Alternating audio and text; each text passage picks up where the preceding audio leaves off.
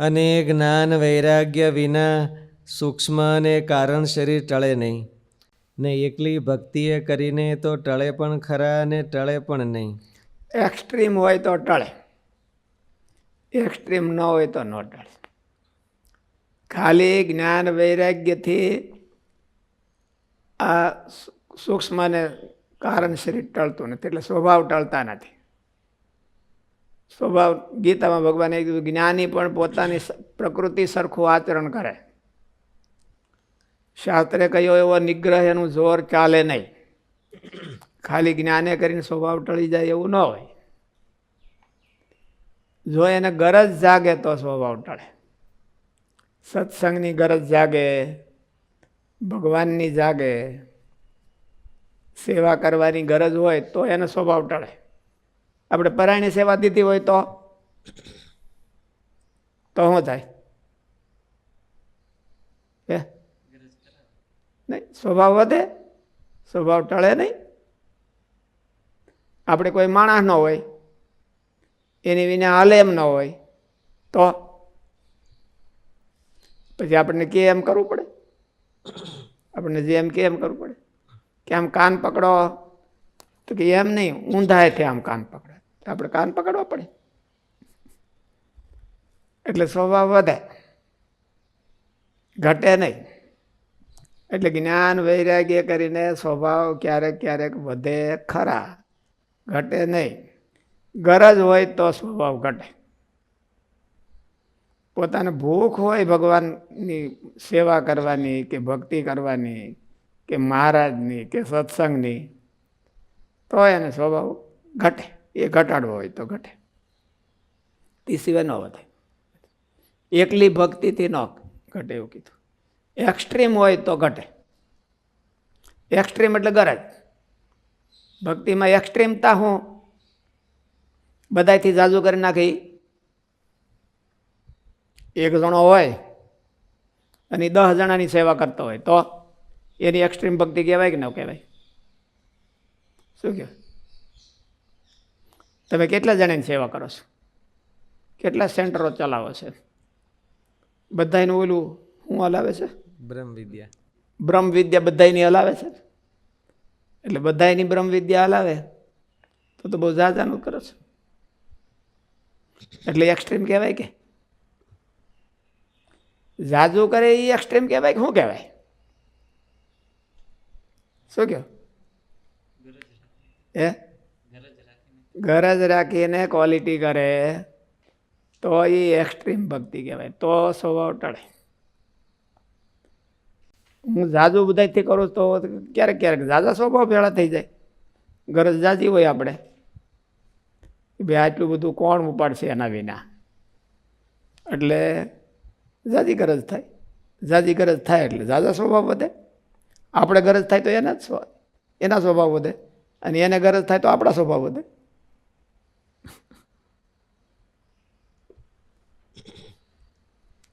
એટલે ત્રણેય વાના હોય તો કારણ શરીર ને સૂક્ષ્મ શરીર છે એ ટળે, એવું કીધું ને. જ્ઞાન વૈરાગ્ય ને ભક્તિ એટલે સ્વભાવ. અને જ્ઞાન વૈરાગ્ય વિના સૂક્ષ્મ અને કારણ શરીર ટળે નહીં. ને એકલી ભક્તિએ કરીને તો ટળે પણ ખરા અને ટળે પણ નહીં.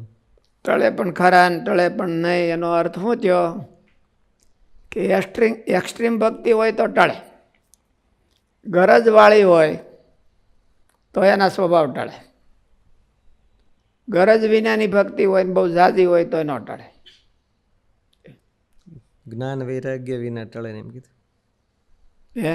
જ્ઞાન વૈરાગ્ય વિના ટળે નહીં એટલે જ્ઞાન વૈરાગ્ય વિના ટળે નહીં સૂક્ષ્મ અને કારણ શરીર, અને ભક્તિથી ટળે અને ન પણ ટળે. ભક્તિથી ટળે તો કઈ ટક ભક્તિથી ટળે? ગરજ હોય તો ટળે. અને ન હોય, ન ટળે કઈ ભક્તિથી? બીજાને ગરજ હોય હામાને, તો આપણા સ્વભાવ ન ટળે, આપણા સ્વભાવ વધે. જ્ઞાન વૈરાગ્ય હોય એ તો સહેજ જ ગહારો દેનારા છે. ક્યારેક ક્યારેક જ્ઞાન વૈરાગ્ય હોય ને ભક્તિ ન હોય તોય ન ટળે. સ્વામીએ તો આમાં એવું કીધું જ્ઞાન વૈરાગ હોય તો ટળી જાય, પણ સાચા હોય તો ટળે, ન હોય તો ન ટળે. એવું છે. આમાં બધા વૈરાગી પુરુષો હોય ને સ્વભાવનું ઘર હોય એનું શું? હે, કાંઈ જોઈ નહીં. પરશુરામ ભગવાનને કાંઈ જોતું નહોતું. લ્યો, આખી બધી ક્ષત્રિયોને જીતી અને બ્રાહ્મણોને પૃથ્વી આપી દીધી, આખી પૃથ્વી. પોતે તો પાછા માળા લઈને જ ફરતા રહ્યા. કઈ દુર્વાસાને કાંઈ જોતું નથી. દુર્વાસાનો આશ્રમ ભાડ્યો જ કે હે, આપણે આશ્રમ કરીને બેઠા છીએ 1, 2, 3, 4, એમ દુર્વાસાનો આશ્રમ ભાડ્યો તમે કે એને કાંઈ જોતું નહોતું, પણ તોય ટળે નહીં. જો તોય સ્વભાવ ન ટળે. એટલે જ્ઞાન વૈરાગ હોય તો સ્વભાવ ક્યારેક ક્યારેક ન ટળે. વૈરાગ બહુ હોય, વૈરાગનું ઘર હોય, અને તો સ્વભાવનું હોતે ઘર થઈ જાય. એટલે જેને ગરજ હોય એને સ્વભાવ ટળે. જેને સત્સંગની ગરજ હોય, મહારાજની ગરજ હોય, ભગવાનની ભક્તિ સેવા કરવાની ગરજ હોય તો એ ટળે. આપણે મહારાજની સેવા કરીએ તો સેવા કરનારો મોટો કે લેવાવાળો મોટો? હે, આપણે તો ડોનેશન કરીએ છીએ ને. આપણે તો ડોનર કહેવાય કે ઓલા શું કહેવાય, એના ઓપોઝિટ શું કહેવાય? ડોની ને ડોનર. હે, ડોની અને ડોનર. ડોની. તો આપણે ડોની કહેવાય કે ડોનર કહેવાય? મોટા કોણ કહેવાય? કોણ મોટા કહેવાય? સેવાય લે એ મોટા કે દે એ મોટા? ડોનેશન કરે એ મોટા કે લે એ મોટા? કોણ મોટા? મહારાજના કેસમાં તો મહારાજ તો એવડા મોટા છે કે લક્ષ્મીજી એના પતિ, લક્ષ્મીજી તેમના પત્ની છે, બધું છે, તોય આપણું ગ્રહણ કરે છે. એટલે મહારાજ મોટા થયા. તો લક્ષ્મીજી છે એટલે મોટા કહેવાય. એટલે મહારાજ પાસે છે ઓલરેડી. આપણી ઉપર દયા કરીને લે છે. આપણું કલ્યાણ થાય એટલે એ લે છે.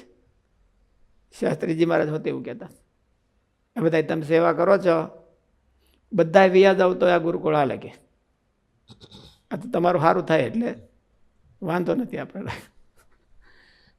સ્વામી એવું કહીએ ભાઈ સમર્થ હતા ને, એટલે આપણે તો હાથ જોડીએ જ બધાને કે જી બાપજી તમે આવો તો અમારું કામ થાય, અને તમે રો અને રો નહીં,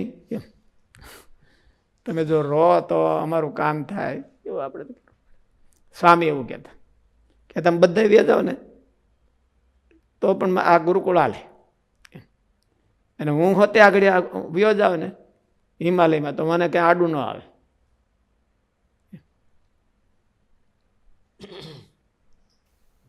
કાન પકડાવે તો કાન પકડી લેવા કે પછી કંઈક કરવું એમ?